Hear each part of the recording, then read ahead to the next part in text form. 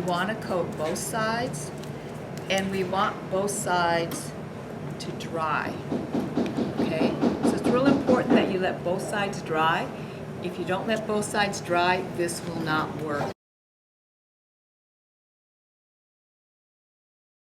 Okay, because the paper and the metal will stick together, will come together like this, but they'll still be moving. Okay, so once both surfaces are dry, okay, I'm going to take my paper surface onto my metal, and I'm going to lay it down from one side, and I'm going to lay it down and kind of roll it in place like that. Okay? And now my paper is attached. My pattern is attached. Okay? So I've got a little bit of extra rubber cement out here on the side, so I can take my finger and just beat that up. Get that out of the way. Okay? And there's my pattern. Okay? All right, so what I have now is I have where I need to cut out on the outside here, okay, which all of you have experienced when you cut the squiggly line now. So now I'm going to have this line as my guideline, and I'm going to cut around here. But I also have the interior space, okay? So how am I going to cut the interior space? I'm going to drill a hole first, and then I'm going to insert my saw blade through the hole and then saw the inside, okay?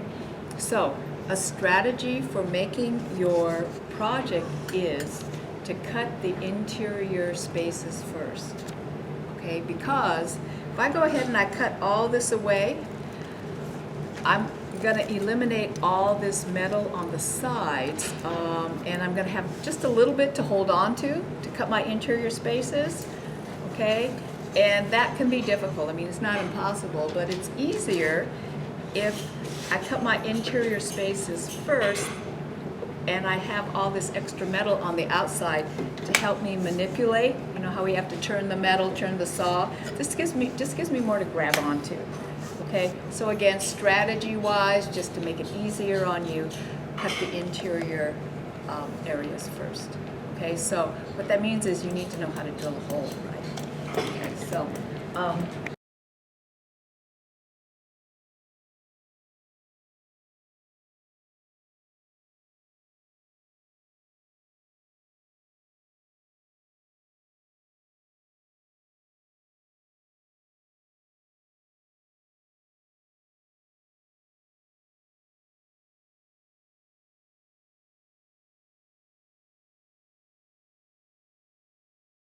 Okay, I can have more than one center punch in one area. Okay, so if I have something very complicated and I want to enter at different areas, I can have more than one center.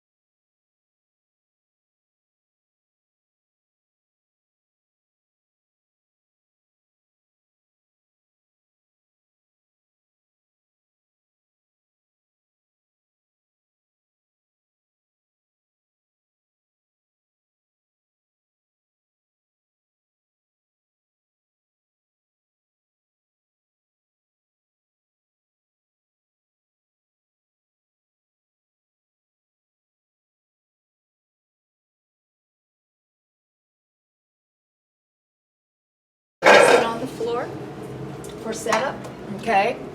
And we have our power cord from the drill press that's going to go into the foot pedal first, and then we're going to go into the power source, okay? So into the foot pedal, and then over here to the power strip.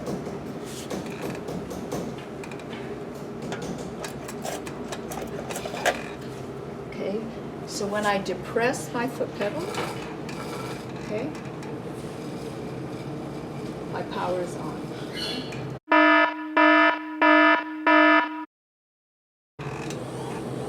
Okay, so this is called the chuck.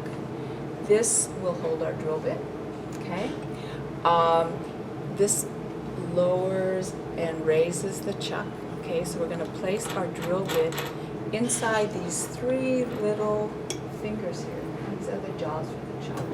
So they look like this. And you want to get the drill bit right in the center of the chuck. So I'm going to open this up and get the drill bit. And I like to place the drill bit pretty high up in the chuck just to make sure that we got a good grab on everything. Okay? And then press the foot pedal and see if you get a single image. If I get a single image of my drill bit, that means it's on center. If I get an image and I see something like this where it's all wobbly looking, couple things. It probably means your drill bit is off center within the fingers here, okay? Or it might mean that your drill bit is bent. Okay, so sometimes they do become damaged and bent. So if it's bent, your drill bit's no good. We got to discard it, throw it away. Okay, but more likely it's not centered. So then you just need to do some adjusting here and try and get that single image. Okay, so want to get this here, and then within our little ceramic carrier is a chuck key, which looks like this. Okay, and this is what we use to tighten the jaw around our drill bit. Okay, inside on the side of the chuck here, there's going to be a little hole, and there's a little rod here. So you want to insert in here and then turn, and it's going to tighten everything. Okay, so remember that it's righty-tighty, lefty-loosey. Okay, so I'm tightening it to the right so that you can grab onto the drill bit. So let me get that a little tighter. Okay, make sure that everything's working. Okay. All right, and when we drill, we want to use a piece of wood underneath our metal. Okay, so you want to lower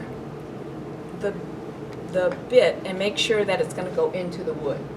Okay, so I can see when I lower this definitely into the wood, so definitely I am going to be able to drill my metal. Sometimes, and I'll tell you why I tell you this, sometimes you're in a situation like this.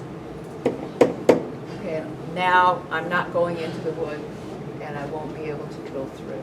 Okay, students will go, well, I'm not making any progress here. So just make sure that you're into the wood, and if not, you can raise the table so that now we're into the wood. Okay, everybody see that? Okay, so make sure that that happens. All right, okay, so what we want to do is you want to find your center punch mark, okay? I'm going to use my left hand to hold my metal in place, just like when we're sawing, we use our left hand. I'm going to manipulate this with my right hand. Okay. So I'm going to lower my drill bit, so I'm right over my center punch mark, like so. This is where it's going to be located, so I use my left hand to hold this in place. Okay. Now what I want to do is I want to turn on my power, so I get my drill bit turning, but I want to turn it on without it being in contact with my metal. Okay, and also let's talk a little bit about speed. So I want it to go at kind of medium slow speed. Okay, I don't want it to go like this. Okay, that's like we're going on the freeway, okay? Like I'm stepping on it and that's way too fast. So again, medium, slow speed. So one of the students said it's like being on Hawthorne Boulevard, okay, slow. All right, so you want to have my drill bit going at medium, slow speed, okay? It's spinning and it's going to come in here and it's going to contact my metal. I'm going to go in about halfway and then I'm going to raise this out and you're going to see a little metal chip fly out, okay? And then I'm going to go in all the way through, okay, while it's spinning, all right? So this is what it looks like. Make sure I got this in tight. It was slipping the other day. Okay, I'm in alignment here with my center punch bar, my divot, okay? Medium, slow speed. Okay, that's about halfway in. I'm seeing a chip come out. I raise it. And then I'm going to go all the way through. Okay, so I want to align with my divot.